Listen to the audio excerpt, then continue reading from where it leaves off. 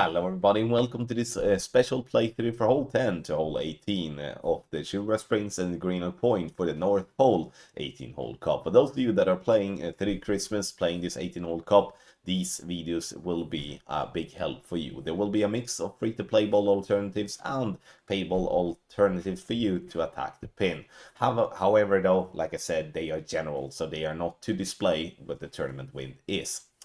Like I said in the playthrough for hole 1 and hole 9, we are on patreon.com/golf-tommy. We are not doing an ultimate tournament guide this week. We are having a break with our families celebrating Christmas and the holidays. We will be back again the 30th of December, but that doesn't mean that we will leave you guys hanging. Everyone that do have an active tournament package will get access to old slides that will be posted in our Telegram chats, where you can access those and give yourself a massive advantage over others as well, but only for those that do have an active tournament package. For those of you that do want a sign up to any of our packages, doesn't matter if it's tournament, short play, or checkpoint challenge, you can get 25% off on all our packages using the code TTChristmas when you do sign up on Patreon. And to Patreon you go by scanning the QR code on the screen or use the link in the description down below. Last but not least, follow along using the info box on the right hand side for the club distance adjustment, elevation adjustment, also what ball and club type I suggest you to play with. Have in mind that those are all suggestions and you don't have to follow it if you don't want to, but there's always a plan behind it. And we go here to hole number 10, and I wish you all a Merry Christmas.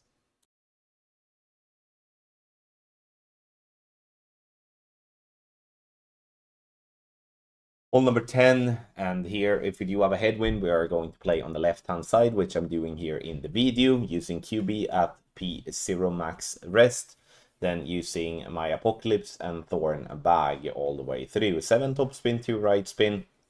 The intention here is to clip the rough and roll out onto the fairway.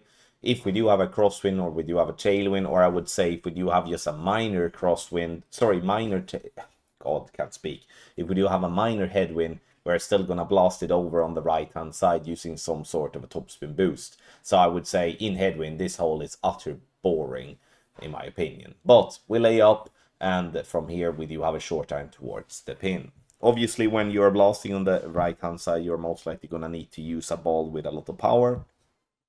And the power 10 ball is definitely a sufficient one to use. So second shot here, try to look for a good spot with your Thorn. I'm doing a pin shake just for reference. I'm adjusting 5 rings here in the video. And for those that do want to calculate out that with a slider, feel free to do so. 20% elevation, and I'm using a ball guideline 1 green square 3 just to compensate for the headwind push that we're having. Have in mind that when you are playing this beautiful game called Golf Clash, that if you do have a headwind, the ball guideline will be shorter the ball will roll shorter than what the ball guideline is showing. And the same is if you have tailwind, roll longer than what the ball guideline is showing. So you have to compensate by doing different things. One way could be to use the ball guideline as I'm doing in the video.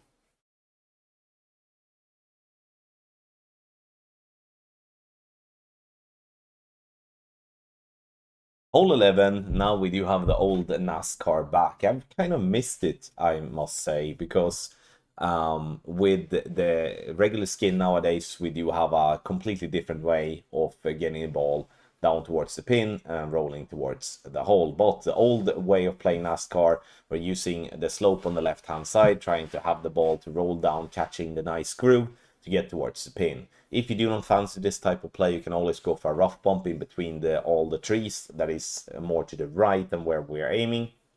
But for this particular wind angle that I'm having here in the video, starting with QB and a P2 ball at max rest, then swapping to a regular Centurion ball, or obviously you can play with any ball that you have side spin 6 plus wind 8, and then obviously power 0 plus, the power 2 plus, using 3 right spin and 3.1 top spin, and the ball guideline gets dead center. Have in mind that if you do have a different wind angle than this one, you are going to have to tweak the spins, or maybe even have to tweak the aim point to get the nice roll down. There is definitely some glitch rolls and stuff like that that can happen. You're not gonna lose the birdie, but obviously not gonna be close for an hole-in-one.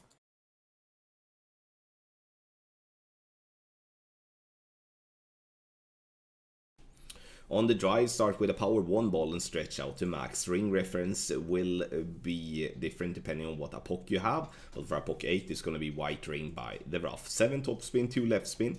Adjust is going to be here now. We're going to take a look.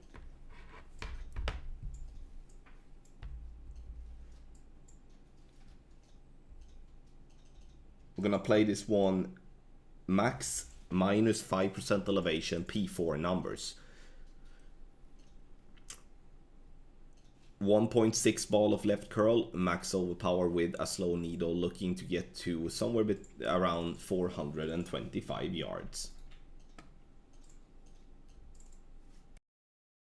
On the second shot, we're going to do as we did in the qualifying round, box in the blue rings, a blue ring by sand, blue ring by rough. Then we're looking to turn the screen like this to find an easy way to look at our ball guideline, leaving the ball guideline just shy of the hole, pointing towards the pin.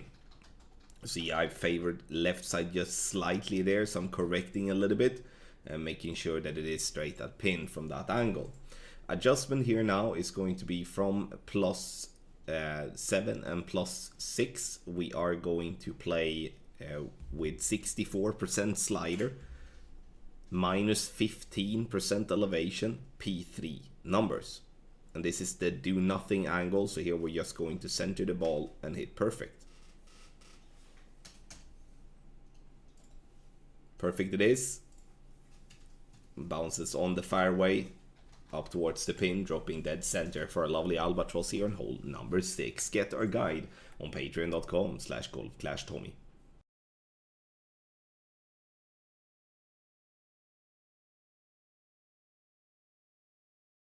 On the drive here on hole number 7, we're starting with the rock and max P3 line. Blue ring to be by the rough line, swap to a pock, and then B52 bag. Max top spin and 2 right spin. Adjustment is max plus 10 P3. What you need to have in mind here is that for a pock 6 and a pock 5, we're going to push up this as we otherwise won't reach to the target yardage that we are looking for.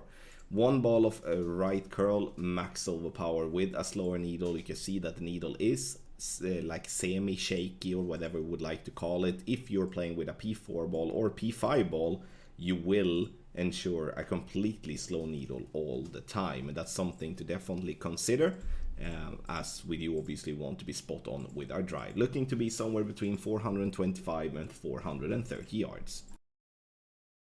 On the second shot, we're going to do a pin check, and here we do have plus 6 as our pin check number, and we're gonna have our base at plus 10 and plus 11, and that's 46% slider, 10% elevation, P4 numbers. Ball guideline just into the hole, and if you do not have B52, 7 or 8, then you should just estimate based off the third bounce with the ball guideline to point towards the pin. This is the this is the zone where we're going to center ball. Adjust is done. Center the ball and hit perfect, and this will give you a very good chance to lock in an eagle here on hole number 7.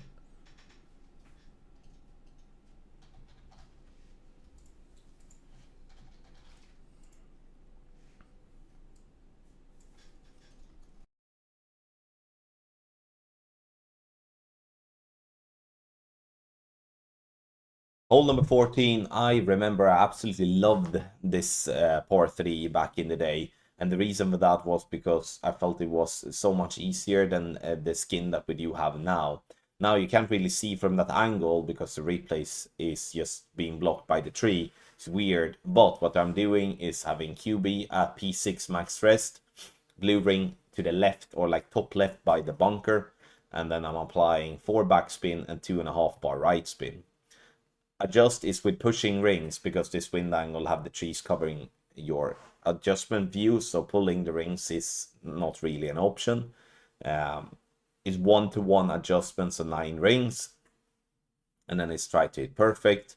We do want the ball to get up to the top right corner-ish of the green to fall back into a funnel and to drop for an hole-in-one. If you're catching the right spot, even great balls can get into the hole here.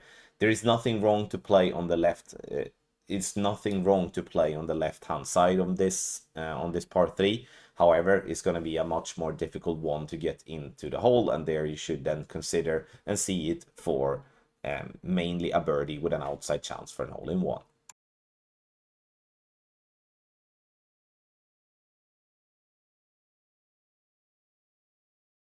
All right, another top par 5, hole number 15 here of the Greenoch Point with the winter skin starting at the P6 max rest, clearing by the rough line. You can see him zoom out a lot to have a clear view of the trees. Some wind angles you don't need to, and some wind angles you have to. Now, with the winter skin, we don't really have the right side as an opportunity to play on. Even if we play with a P10 ball down the right hand side, you're just not gonna be having enough distance with your club to be able to reach for any sort of attack there, which obviously makes headwind problematic with the winter skin here on the Greenoch Point. Because what you're going to have to do is, like, you're going to have to any cost to try to get your ass over the left hand side, and in headwind there's gonna be a lot of overpower going to be needed, and it's going to most likely be a very shaky needle. In tailwind or in crosswind, it's not really going to be any issues. You will get it over there. You can also consider, if you do have a tailwind, and like we have here, you can use a wind steer ball trying in some way to push for some sort of a blast, and then just hope for the best, because the second shot is not going to be easy. You can either try to bounce over in some way, or you can try to find some sort of a rough bump line. I'm not really in love with any sort of line here, and eventually, as I'm just in here trying to find some sort of a line to display for you all, I'm just putting the ball guideline somewhere, obviously not happy with that, and the result is obviously going to be shit. But my point is still the same. If you do have to lay up, you're going to do it two ways: either bounce over using your wood club, or you're going to do for a rough bump. Definitely worth a practice token from a tournament perspective to try to dial something in. I'm also using the underpower here in tailwind because we're adjusting from a lower to a higher point, and we're therefore going to gain distance. And now, why the result definitely is shit, is a general playthrough to give you an idea on how to approach this hole here on a very tough par 5, where an eagle is most definitely going to be a good score.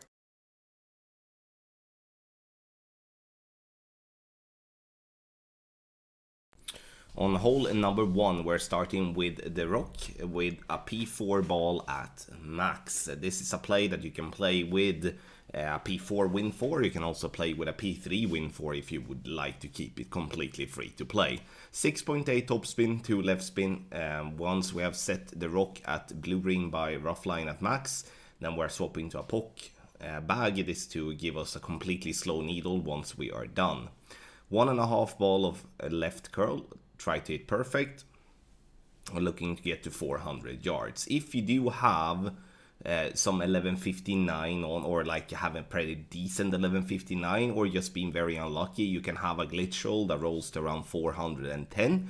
We do have a backup reference for that as well. Even though it's not happening that often, it still can happen. Then it's good that we do have that as a backup, so we're not going in blind.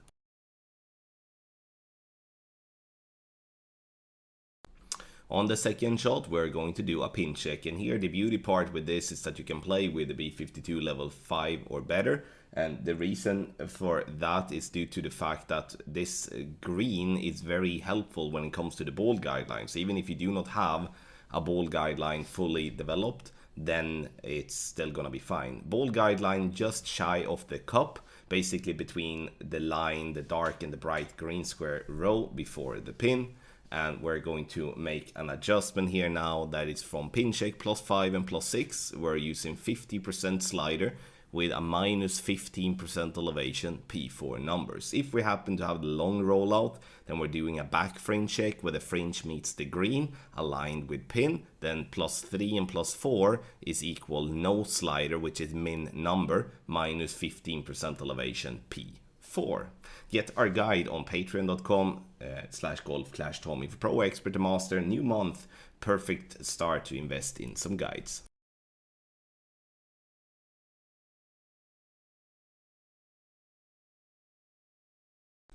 For hole number 2, we're playing an NMT, so do not touch the targets until it's time to adjust the rings. We're gonna use 5.2 topspin, which is 3 clicks after 5 bars. 4 right spin as well, so it's preferred to start with a side spin for ball.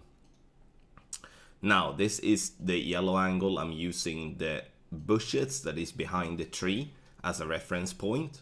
And we are then going to make the adjustment that is 1-to-1. So everything here is super simple. You can hit great on either side and you will still be safe. A perfect ball here, and we are bouncing into the rough. Rolls down the green, and we're dropping this one dead center for an hole-in-one here on hole number 2. Get our guide on patreon.com/golfclashtommy for pro, expert and master.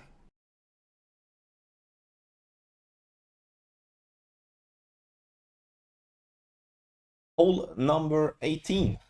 Here we are playing this Greenoch Point with the winter skin again, and now they have blocked the view on the right side there for playing on the right side fairway, meaning if we're landing now over to the very top right that we are used to do when we're going over the water, then we do not have a line. So what we're gonna do is that we're gonna force the ball to go left. We're starting a P10 max rest, bullseye by the rough line, max plus 20 P0. I'm pushing the rings due to the fact that we do have the trees in our face.